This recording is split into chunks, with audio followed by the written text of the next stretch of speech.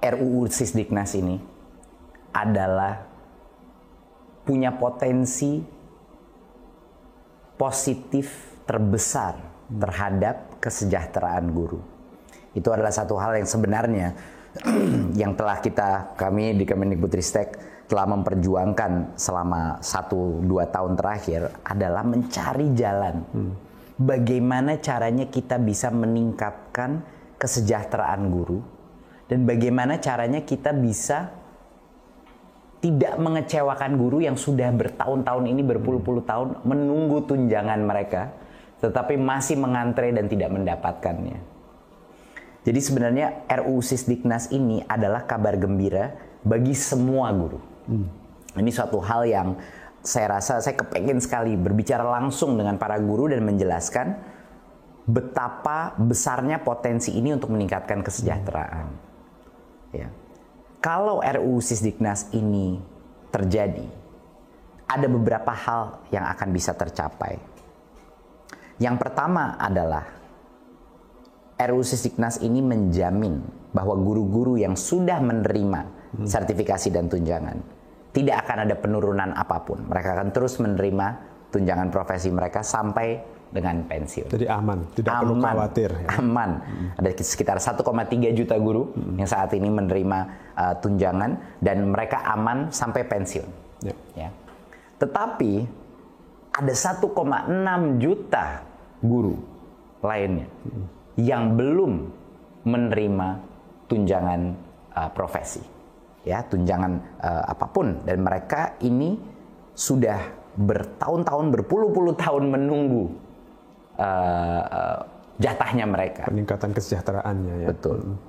Kalau RUU Sisdiknas ini berhasil kita loloskan, yang 1,6 juta guru ini akan bisa langsung menerima tunjangan dan artinya kesejahteraan meningkat tanpa harus menunggu proses sertifikasi dan mengikuti program PPG. Ya. Ini kuncinya ini, ya, untuk yang 1,6 juta guru. Ya. Plus, di luar itu, kalau RUU Sisdiknas ini digolkan, untuk pertama kalinya di Indonesia, guru-guru PAUD, saat ini ada sekitar 250.000 guru PAUD, guru-guru pendidikan kesetaraan, dan guru-guru pesantren, itu bisa juga diakui sebagai guru. Dan pada saat mereka memenuhi syarat, mereka bisa juga menerima. Pasti banyak guru-guru ini semua menanya, kenapa sih saya untuk mendapatkan sertifikasi dan untuk mendapatkan tunjangan ini harus mengantre? Kenapa? Alasannya adalah, dan ini harus dijelaskan ke setiap guru di Indonesia, alasannya adalah di dalam Undang-Undang Guru dan Dosen tahun 2005, guru itu dipisahkan dari sistem ASN lainnya. Makanya disebut dalam Undang-Undang Guru dan Dosen itu ada kata-kata tunjangan profesi dan disebut berapa jumlah tunjangannya. Yeah. Tetapi yang harus disadari oleh banyak guru-guru, di dalam Undang-Undang Guru dan Dosen itu, proses untuk mendapatkan tunjangan itu dikunci dengan namanya proses sertifikasi, yaitu PPG. Sementara sistem kita punya kapasitas yang terbatas untuk PPG. Ya. Per tahun kira-kira maksimal 60-70 ribu proses PPG itu. Dan itu harus dibagi dua. Harus ada PPG untuk guru-guru baru, ya, prajabatan, menggantikan yang pensiun, yang kita selalu kekurangan guru, ya, karena banyak yang pensiun setiap tahunnya. Plus harus dibagi sama PPG dalam jabatan, yaitu yang kita bahas hari ini. Guru-guru 1,6 juta guru ini yang masih belum, yang ngantre menunggu sertifikasi dan PPG. Jadi bayangkan, itu peraturan Mas Nino keluar di tahun 2005. Sekarang tahun 2022. Karena undang-undang tersebut, walaupun dengan itikat baik undang-undang itu, hanya 1,3 juta guru itu yang menerima sertifikasi. Jadi hampir 20 tahun untuk mencapai 1,3 juta guru disertifikasi. Kalau kita diam saja dan mengikuti peraturan itu, di mana disebut tunjangan profesi dan lain-lain, kita akan menunggu lebih dari 20 tahun lagi. Baru yang 1,6 juta ini bisa semua selesai disertifikasi, dapat PPG-nya dan akhirnya menerima tunjangan. Sekarang bayangkan kalau kita menanyakan, kalau saya itu di daerah dari Sabang sampai Merauke saya ngomong sama guru, kalau kita memberitahukan mereka, iya Anda harus menunggu 20 tahun lagi, iya mereka akan bilang ya saya sudah pensiun Pak. Mereka akan hampir setengah dari guru kita itu tidak akan menerima sama sekali karena sudah pensiun. Nah, ini adalah suatu hal yang harus dimengerti oleh guru. Kenapa mereka harus mengantre? Karena di Undang-Undang Guru dan Dosen mereka dikunci dengan sertifikasi karena ada pembedaan sistem tunjangan mereka. Makanya namanya tunjangan profesi disebut situ, itu yang membuat guru itu diperbedakan dari contohnya ASN lain. Sementara ASN yang lain itu tidak perlu menerima, tidak perlu melalui proses sertifikasi atau proses PPG untuk mendapatkan tunjangannya. Jadi kalau misalnya Mas Nino, guru-guru ini disetarakan kembali dengan undang-undang ASN, ini untuk guru-guru negeri ya. Kalau mereka untuk P3K, guru PNS, kalau mereka disetarakan lagi dengan undang-undang ASN, mereka akan bisa menerima tunjangan langsung tanpa mengantre sertifikasi dan PPG. Jadi kenaik. Sertifikasi itu adalah analoginya adalah SIM, ya kan Mas Nino? Seperti surat izin mengemudi. Untuk bisa menjadi guru harus tentunya ada izin bahwa guru ini kualifikasinya tepat. Jadi kita harus melindungi konsep sertifikasi untuk guru-guru baru sebelum mereka diberikan izin untuk bekerja sebagai guru, baik di swasta maupun di negeri. Ini harus ada proses kualifikasi siapa yang boleh menjadi guru. Gitu. Selama ini di Undang-Undang Guru dan Dosen ini kan digabung proses sertifikasi dan tunjangan. Kita ingin memecahkannya sehingga yang sudah menjadi guru ya udah kita putihkan mereka. Kita bisa berikan tunjangan tanpa mereka harus mengikuti proses sertifikasi. Dan benefitnya adalah sertifikasi masih terjaga. Untuk guru-guru baru kita memastikan guru-guru baru yang akan menjadi regenerasi proses transformasi ini kualitasnya baik. Plus kapasitas PPG itu bisa 100% kita dedikasikan untuk pelatihan dan sertifikasi guru baru. Sehingga menutup kebutuhan guru kita yang setiap tahunnya itu selalu ada kekurangan karena pensiun. Jadi ini akan meredakan tekanan ya dari kapasitas dan suplai guru kita yang sudah dikomplain di berbagai macam daerah. Ya, itu adalah benefitnya. Jadi kenapa kita tidak bisa langsung saja memberikan sertifikasi pada semuanya? Karena kita harus menjaga marwah daripada izin untuk mengajar sertifikasi. Jadi itu kita lindungi. Tapi ujung-ujungnya, dan ini yang harus guru mengetahui, ujung-ujungnya yang penting buat guru yang sudah menjadi guru sekarang itu apa?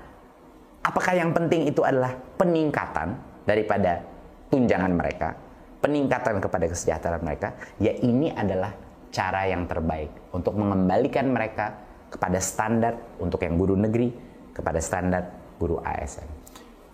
Dan kenapa tunjangan fungsional guru itu kecil sekali? Kita lihat lagi, kita kembali ke sejarah.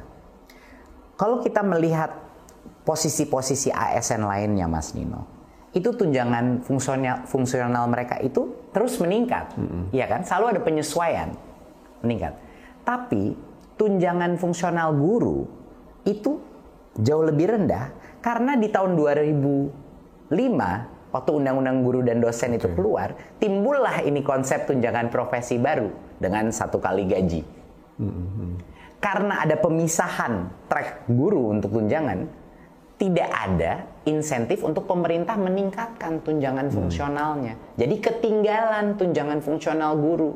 Jadi tetap dibuat kecil ya, karena dianggap sudah ada pengaturan yang tersendiri. Betul. Jadi kenapa tidak naik ya? Karena mereka melihat Undang-Undang Guru dan Dosen kan sudah ada tunjangan profesi namanya.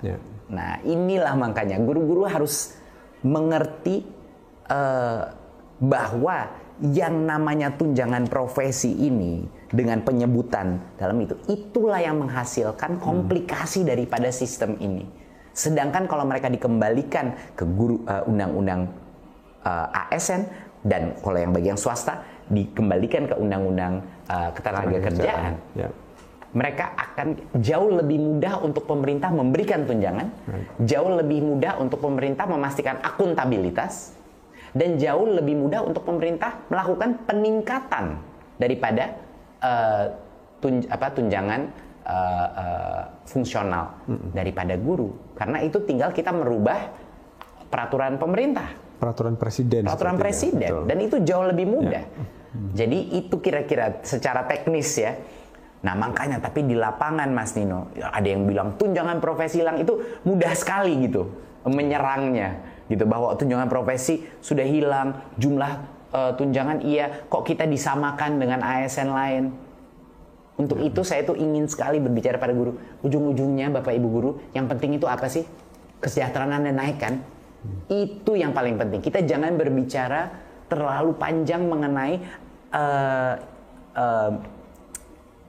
kritik-kritik yang hanya di permukaan saja, yang bisa mungkin men-trigger atau memancing emosi, karena gampang sekali dipeluntir.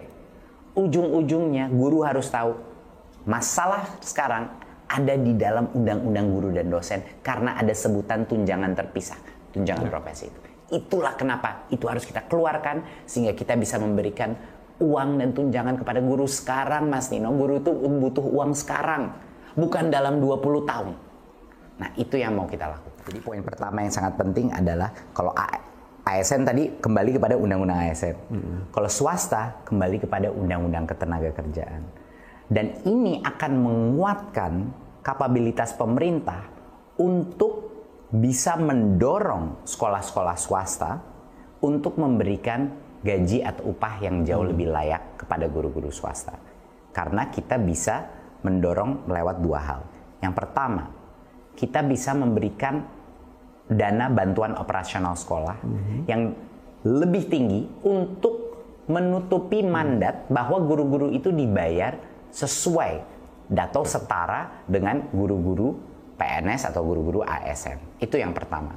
Jadi rencana pemerintah adalah setelah RUU ini keluar adalah untuk meningkatkan dana bantuan operasional sekolah swasta untuk memenuhi kebutuhan kelayakan upah guru-guru swasta. Itu adalah yang pertama. Jadi pemerintah akan hadir dengan memberikan anggaran tambahan kepada yayasan-yayasan, kepada sekolah-sekolah swasta untuk memberikannya.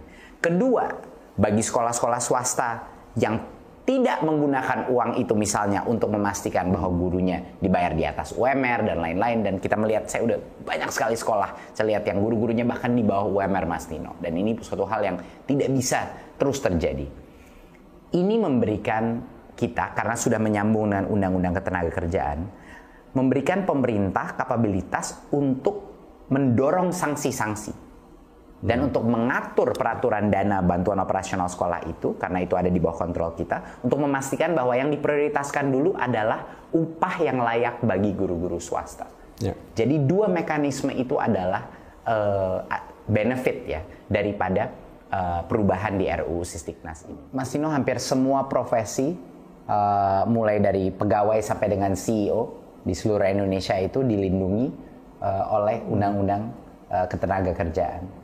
Jadi itu merupakan suatu wadah regulasi yang tugasnya untuk melindungi semua profesi, semua pekerja di seluruh Indonesia. Jadi termasuk guru, termasuk CEO, dokter, insinyur, dan lain-lain. Jadi ini bukan sesuatu yang baru atau sesuatu yang ingin merendahkan guru, tapi malah untuk memastikan bahwa guru mendapatkan perlindungan yang seluruh sektor ekonomi kita juga mendapat perlindungan tersebut. Mereka itu guru, guru-guru pesantren, pesantren formal, guru-guru PAUD, guru-guru pendidikan kesetaraan. Kami di Kemendikbudristek merasa sudah saatnya untuk mereka diakui sebagai guru. Apalagi kita tahu misalnya PAUD. Kita tahu betapa besarnya peran pendidikan anak usia dini dalam pengembangan di masa depan mereka. Kita sudah tahu, sainsnya sudah sangat terbukti betapa pentingnya. Lalu kenapa guru-guru PAUD ini tidak bisa diakui sebagai guru? Dan kalau diakui dan memenuhi syarat tidak bisa menerima tunjangan gitu. Sama juga dengan guru-guru pesantren. Saya menginap di salah satu pesantren di Jawa Timur, dan fungsi daripada para pengajar-pengajar di pesantren itu ya guru, dan banyak dari mereka yang menggunakan standar nasional pendidikan dan berbagai macam unsur dari kurikulum nasional kita. Jadi menurut saya sudah waktunya bahwa guru-guru pesantren, guru-guru sekolah kesetaraan, dan guru-guru PAUD itu diakui sebagai guru. Jadi sangat penting menurut saya bagi kelompok-kelompok ini untuk menyuarakan dukungannya terhadap RUU Sisdiknas ini, agar masyarakat juga bisa mengerti kenapa mereka harus dan patut diberikan hak dan kesejahteraan yang sama dengan guru-guru lain. Itu bagi kami sangat penting bahwa ini tersebar berita bahwa kelompok-kelompok yang saat ini belum diakui sebagai guru akan bisa akhirnya mendapat kesetaraan sebagai guru. Apa jaminannya waktu Undang-Undang Guru dan Dosen di tahun 2005 memberikan tunjangan profesi? Apa jaminan yang telah terjadi? 20 tahun itu guru-guru menunggu dan hanya sebagian yang sudah menerima. Jadi undang-undang yang saat ini sudah ada itu pun ternyata tidak menjamin. Karena tidak bisa diimplementasikan ternyata. Betul. Nah, itulah alasan kenapa pemerintah sekarang mengambil posisi dan sedang menyiapkan berbagai macam peraturan turunan yang kami siapkan untuk tahun ini dan tahun depan 2023. Inilah kenapa ada urgensi bahwa masyarakat terutama guru harus bersuara untuk mendukung RUU Sisdiknas ini, agar di tahun 2023 semua peraturan turunannya sudah bisa siap selama kita masih berada di sini di tahun 2023. Ini adalah poin yang menurut saya sangat penting. Dan bagi mungkin pihak-pihak yang masih tidak punya kepercayaan kepada pemerintah dalam aspek kesejahteraan guru, saya mudah sekali menjawabnya. Track record kita selama ini, Mas Nino, di Kemendikbudristek adalah keterpihakan yang sangat jelas kepada guru. Dan ada jutaan guru yang sudah merasakan keterpihakan Kemendikbudristek terhadap guru. Saya kasih contoh. Bantuan subsidi upah di masa COVID, itu kita yang perjuangkan. Pulsa bagi guru-guru dan murid-murid pada saat itu kita yang perjuangkan. Kita merubah mekanisme dana BOS untuk memberikan fleksibilitas terbesar untuk kepala sekolah bisa menggunakan dana BOS untuk membayar guru honorer. Dan selama berpuluh-puluh tahun baru sekarang ada titik terang untuk para guru honorer. Dan 300.000 guru honorer sudah menjadi P3K dan ratusan ribu lainnya akan menjadi P3K dan ASN. Dan grup-grup ini P3K pun yang akan menerima benefit daripada tunjangan fungsional yang bisa langsung diberikan kepada mereka daripada menunggu antrean lagi untuk sertifikasi. Jadi poin saya adalah saya dengar banyak suara-suara di luar situ yang selalu mencurigakan terhadap pemerintah saat ini. Tapi saya tidak perlu menyebut janji-janji ke depan. Lihat saja track record kita ke belakang. Betapa besarnya perjuangan kita untuk kesejahteraan guru. Dan kenapa kita mau merombak ini RUU Sisdiknas adalah untuk ini.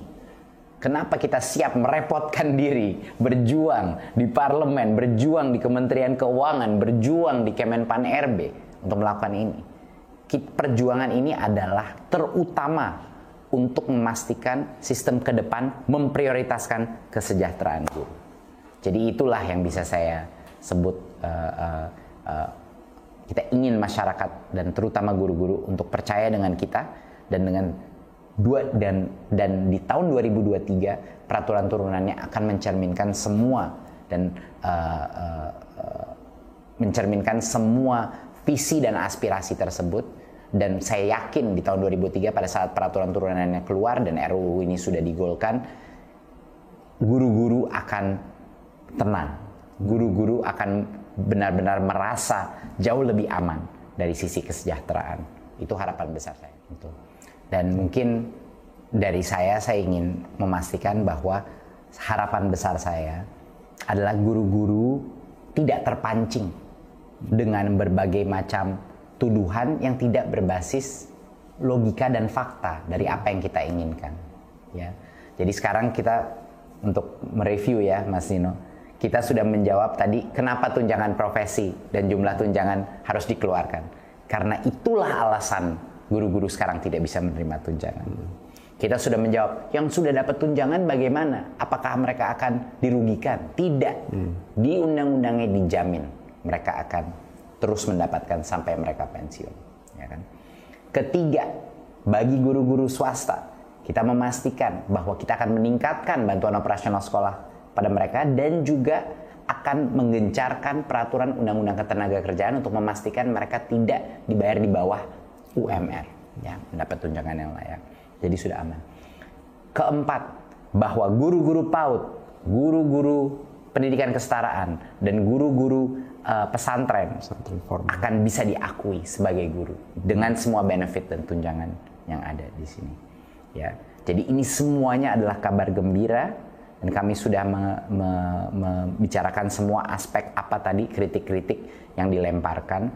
Dan sebenarnya satu hal yang sangat penting adalah saya diminta oleh Pak Presiden, mandatnya Pak Presiden adalah dalam RUU Sisdiknas ini kesejahteraan guru harus terjamin dan meningkat, bukan hanya terjamin, meningkat kesejahteraan guru. Itu adalah mandat yang diberikan Pak Presiden kepada kami di Kemendikbudristek.